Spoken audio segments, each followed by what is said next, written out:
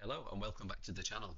Today what we're going to be looking at is how we can alter our sequencing just a little bit, take a bit of a risk because it does involve banishing cards off the top of our deck, spoiler alert, but then if we do, we will get to make two rank 10 monsters on top of our standard Power Patron Artmage combo lines. So instead of having to choose between Secret Village and Varudras, we can make both. We can Secret Village lock our opponent with a Varudras on the field and still do full Artmage combo on top of that as well. Additionally, I will show you how Power Patron Artmage can go full Cool Tune Rotary and look at your opponent's hand. Not just a sneak peek either, they will have to play turn 2 with their hand fully revealed on show for the entirety of their turn, which means, by the way, you also get to see their top deck. Let's get into the video. Up first, let's show you how we can make two rank 10s in order to end on both the Secret Village lock and the Varudras on top of our standard Power Patron Artmage combo line. If you haven't seen the earlier videos, take a look, because the beginning will probably seem quite standard, but then it will deviate. So we start with normal summon of Medius, which again, if you haven't seen earlier videos, this isn't cheating. This isn't one of those, we started with the best card in the deck, because everything gets you here anyway. I think if you counted them all up, there's probably something like 15 different, Medius in the deck, because they all get you to Medius, and then it's just, depending on how you got to Medius, you might have to sequence things slightly different afterwards, but we're by no means cheating by starting with Medius. It just cuts out doing the bit where we get to Medius. So Medius will special summon a copy of Neverdo, and then we're going to make a non-finito by pitching a blank and Neverdo. Chainlink 1, non-finito, Chainlink 2, Neverdo, and we will special summon a copy of Chaprado, Chainlink 2, Chainlink 1, we're going to set a copy of the Recapture, which is how we beat Droll, because we haven't searched yet, of course. We will make a Beyond the Pendulum, and we're going to go Chainlink 1, Beyond the Pendulum, Chainlink 2, Chaprado. Chaprado will search for a Terminus, Beyond the Pendulum will search for a Ginaldo. The reason I like this route in particular is because we do get to do the draw 3, and our card economy isn't as badly affected as when we go through the Amorphage lock, so we're going to scale that up. We'll activate the Power Patron at the Terminus, we will send a copy of the Owl, and we will add a copy of the Vidolium, and we're going to scale that up as well. Now we're going to Pendulum Summon our two patrons, which triggers the Ginaldo to draw 2, discard 1, and so now we get to sculpt our hand as we go. Discard the cards that aren't going to help us, keep hold of the ones that we want to be part of our end board, and obviously these will be unknown, so our opponent will be playing into non-engine that they do not yet know about, on top of an already crippling end board, right? So we will get rid of Ojama, Delta, Hurricane, because that's not going to do anything for us next turn. Now, Ginaldo will trigger, and we will add back the Terminus. Terminus was a once per turn, but again, it's about making sure we've got plenty of fodder, so that as we're discarding, unlike with the Amorphage lock, we're having to discard just whatever it is. We have to discard it regardless of what it is, because we cannot afford to keep any cards. Whereas like this, or going through this particular end board, we do actually get to sculpt our hand as we go, keeping hold of the stuff we like. From here, we're going to make a Super Dreadnought Rail Cannon Flying Launcher. Trigger to get a Planet Pathfinder, and we will normal summon the Planet Pathfinder using the Fly-In Launcher's effect to get an additional normal summon. It's important to know that the additional normal summon of the Flying Launcher does actually conflict with the additional normal summon of the field spell, because the field spell reads you can normal summon another Medius, this reads you can normal summon a machine monster, so even though they read differently, they are considered the same effect, and you don't get to do both, so keep that in mind. Planet Pathfinder tributes for cost to grab a copy of Secret Village of the Spellcasters. We will pop the Vidolium, special summoning the Owl. As Vidolium hits the extra deck face up, we will get a copy of the field spell. Now we're going to go Medius effect, shuffling the Ojama Yellow Blank Monster back into the deck to special summon the Medius. we will activate the L, using itself and Medius to make a Deactorus, triggering in the graveyard to grab a copy of the Artmage field spell. So we've actually got 3 field spells in our hand. Quite silly, to be honest. Very degenerate, don't worry about it. What we do here, now that we've got Deactorus on board, we do need to make sure we always have a fusion monster on board, just in case there's a random droll they've been holding onto, right, waiting for the right moment. So now what we can do is we can go Charmer, Link 4, 2, 3, 4, get rid of Non-Finito, because it's not part of this particular end board, because we've still got the fusion monster on board, so we can do that. And then we're going to summon using Charmer. We're going to go Neverdo, and we're going to go Geprado. Now this is where the gambling bit comes into it, right? Depends how brave you are, I guess. We're going to trigger both. Summon the Nerva. Summon the Jupiter. Now we can't make a Xyz monster with Jupiter, of course, but we do still pop the Geprado because this can at least be used as link material, whereas that wouldn't have been able to be used for IP Masquerader, for argument's sake. From here, what we want to be doing is we want to activate the Power Patron field spell, pitch in a blank, and then we're going to get rid of course, whatever is not of use to us, basically. So let's say it's the we're not valuing follow-up. What we're going for is to just kill them this turn, because the rest of the non-engine in our hand is good and worth keeping, right? So the Terminus that we got back, we can pitch that, right? We're getting value from it twice. We special summon the Neverdo, and now we can use Nerva and Neverdo to go into the Varudras. From here, we activate the Artmage field spell, and we use its effect, again, pitching the least valuable spell in our hand. Gets a copy of Grafleur. Grafleur is going to set a copy of Alteration. Alteration to get a copy of Awakening. Pitch the Awakening to get a copy of Latera. Effect of Latera, adding back the Awakening. Again, the field spell to pitch the trap, you know this well enough by now, to get Finmel. And generally, I value Finmel more than I value Grafleur. So what we're going to do is we're going to turn Jupiter plus Grafleur into IP Masquerader. Finally, special summoning Finmel to draw a card. Now from here, what you could do, depending on what you've got in your hand at this point, you could search for one final copy of Neverdo, so that you're ending with Neverdo in the pendulum scale as an additional negate. It all depends on what you've got in hand and whether or not you value what you have in hand more than you value the Neverdo effect.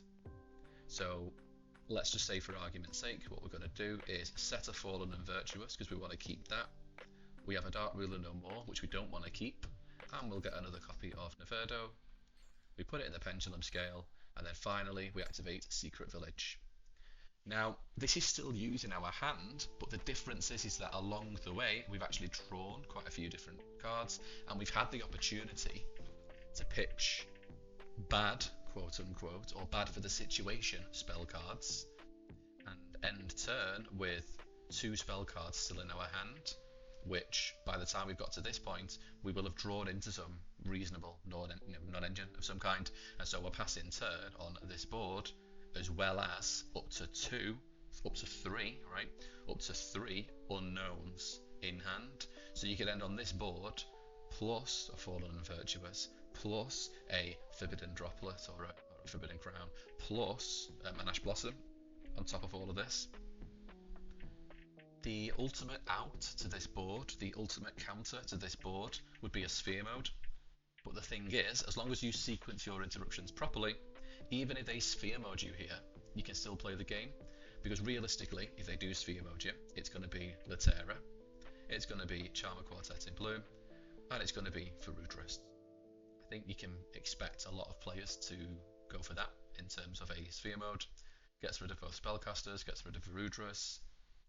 So let's say that happens, we've still got a negate, we've still got a monster negate, we've got IP into SP, so that's 4 interruptions, 5 interruptions with the Nevado, 6 interruptions with the counter trap, and we've still got the Awakening in the graveyard as well, so that's 7 interruptions after being hit with a Sphere Mode. And if Artmage Deactorus does get destroyed rather than being banished with the trap, then of course we get a Medius, Medius gets an Owl, Owl plus Medius makes it Infinito, and so even if we're hit with the ultimate out in this scenario, the ultimate out being a Sphere Mode, it's actually still a very good board, even after being blown out by the perfect blowout card. Anyway, let's move on to combo number 2. Now for this next combo, where we get to basically see our opponent's hand permanently while we're playing, permanently, you'll see what I mean. I've basically skipped ahead a little bit, right? So you do everything the same up until this point, and then when we get here, with our rank 10, instead of making Varudras or making the flying cannon launcher, and we will still make Varudras, don't worry, what we're going to do is we're going to go for a Mercurium the Living Quicksilver, rank 10, activate the effect, and we're going to attach Mind on Air. Now if you don't know what Mind on Air does, it is a dark spellcaster that says your opponent must play with their hand revealed. So it's not just have a look, it's permanently on display. So from here, we still want to go full combo, of course. So what we'll do is pop this to special summon the Owl. As it hits the extra deck, we grab a copy of the Power Patron field spell, activate the copy of Medius to shuffle the Ojama back into the deck, special summoning the Medius, use the Owl plus Medius to make Deactorus. The Owl will trigger, getting a copy of the field spell for us, because we're not doing the secret village lock in this particular route. And now, because we've got a fusion on board, we can go for our Link 4 Charmer, because what we want to do is get this and all of its materials into the grave. So Link 4 Charmer, and we're going to activate its effect, special summoning a copy of Nevado and the Mind on Air. So what's going to happen now is the Mind on Air hits the field, our Nevado hits the field, and if you look, our opponent's hand is revealed, and this is permanent. So even as they draw for turn, you will get to see their hand, and they will basically have to play with their hand on the table at all times, making it pretty much impossible to juke you. Let's face it, you're not going to fall for bait when you can see their entire hand at all times. This is even better than Cool Tune Rotary, to be honest. This is, yeah, I haven't tried this yet in a real game. I'm going to, and I can't wait to see the face when I do. But anyway, let's continue. So we need to activate this, because we want a copy of Nerva. We're going to activate the field spell, and we're going to pitch a blank, getting another Nevado. And now we can make our Varudras, of course. And then finally, to finish things off, we will start doing our Artmage stuff. So we get a Graflair. Graflair is going to set a copy of the Alteration. Alteration will get for us a copy of Awakening. We will pitch Awakening to get Latera. Latera will add back the Awakening. Activate again, pitching the Awakening to get the Finmerl. Now there's less room because obviously we've got the Mind on Air, which we need to keep because then this effect goes away if we get rid of it. So we can turn these two to an IP Masquerena and finish by activating the Finmerl to draw a card.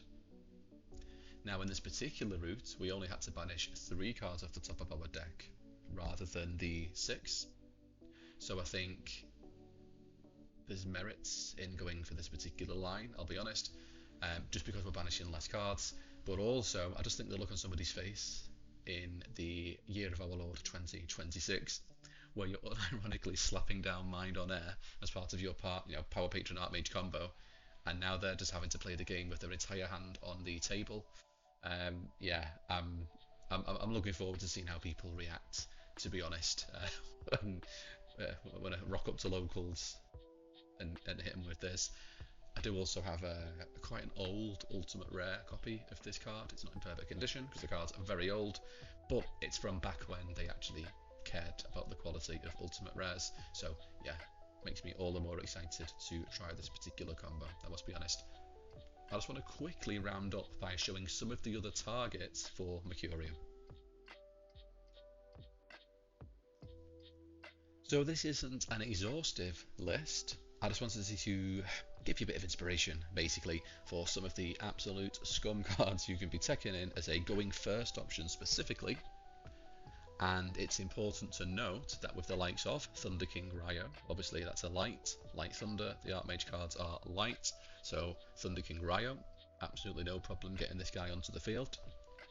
Now, you have to consider the conflict with cards like Thunder King Ryo, with cards like Spell Canceller, because the restriction of the field spell says once you've activated the effect to search, you can't then special summon anything that's not an Artmage monster or a card from your extra deck.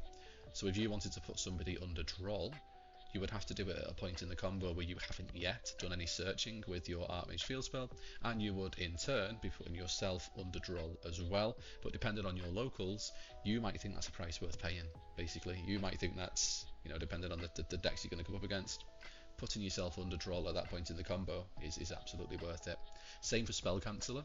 So if you put Spell Canceller onto the field before you start using the field spell, obviously the field spell isn't going to work.